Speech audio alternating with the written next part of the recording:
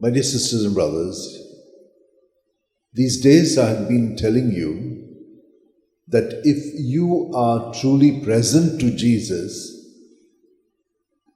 that is, He is in us, then it is automatic that you will be not self-centered but Jesus-centered. And being Jesus-centered, you will be centered on the other because Jesus is this way. He is not self-centered, He is other-centered. So this quality of Jesus we will imbibe. Now look at what happens. God is always calling us as He called Jonah. What is He calling us to? To do that which He wants to do through us. It is always for building up the other and for building up the community. What happens when we live by ourselves? We begin to destroy our own self, because when we are not with Jesus, then we begin to do things which are not of Jesus in our thoughts, words and deeds. And then these things begin to affect the others. Now look at yourself. When someone says something to you, good or bad, what is your reaction? When good is said, you say, no. But if someone says something bad, oh my God, then you see the anger welling up. Then you want to give back, tooth for tooth. That's the kind of thing that goes on inside us. So you see how these things affect us. Now, when we listen to the word of God, what should it do? It is told to us that God's word will not go without it accomplishing its purpose.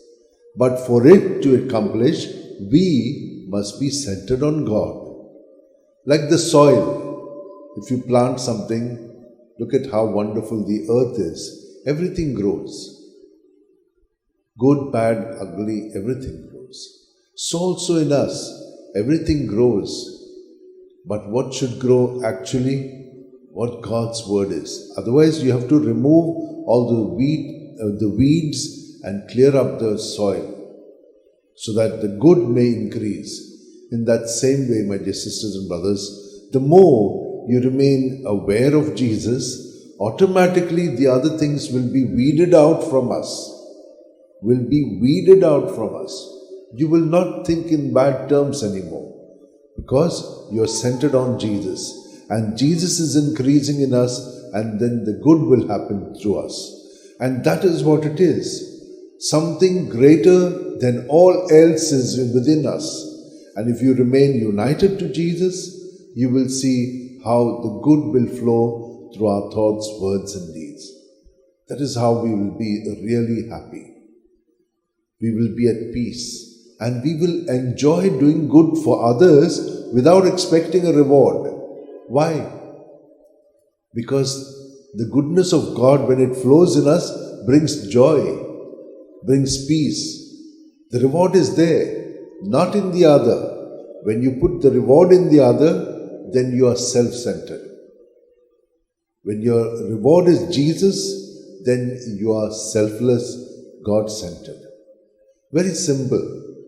But in order for it to happen, we must keep practicing night and morning. Before we go to bed and on rising. What do? You see, at every breath we are alive because of the breath. So the breath is life and Jesus is life. And so at every breath, from our toes right up to our head, we are filled with breath, we are filled with life, we are filled with Jesus. So everything in us, like the dish that is filled with water, the contents of the dish come into the water. So your thoughts, your feelings, your experiences are all in Jesus. Good, bad, ugly. So in breathing out, just empty all of that in Jesus' name, and you will see how easily it will all be taken away from you. It's a simple way, but it's a very powerful way.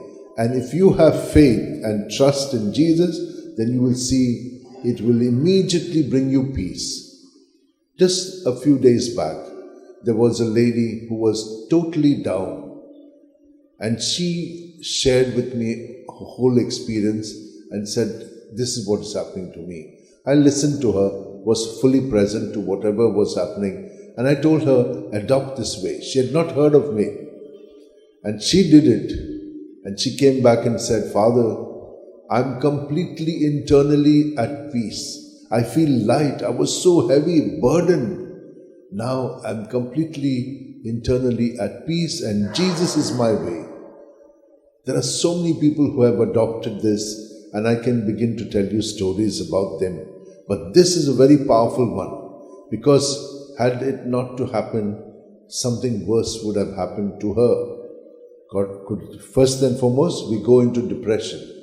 Once we are depressed, it's very difficult to come out of it. You need medication all your life. So my dear sisters, let us adopt it. It's so simple. Jesus is the way, Jesus is the life, Jesus is the truth. We are saying it, but live it.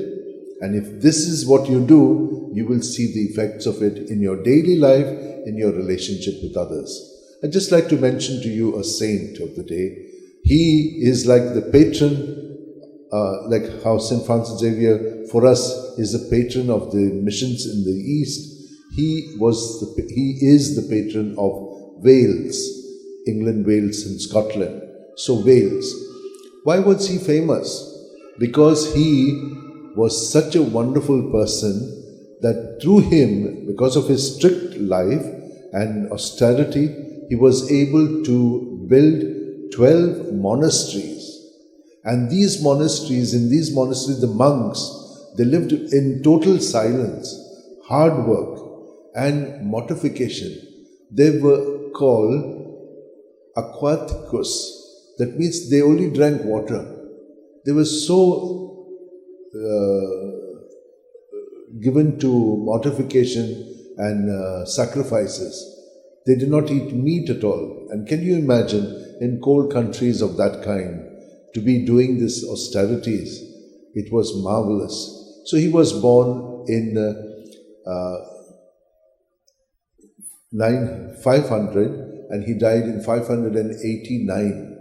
So he lived 89 years. But he was tremendous. He also had other experiences, like he went to Jerusalem and came back. And then he was able to do lots more work in Wales. He was considered a bishop, he was consecrated bishop, and he did a great job. Let us also, each one of us, whatever we are called by Jesus to do in our family, let us do it well, so that we build others and we follow an abstemious way, so that Jesus can live, love and work through us in our thoughts, words and deeds.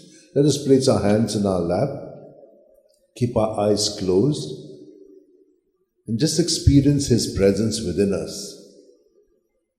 And that will make us Jesus-centered, not self-centered. And when we become Jesus-centered, His life will flow through our thoughts, words and deeds, and His ways will be experienced by others in their lives, and they will be drawn to Him as well.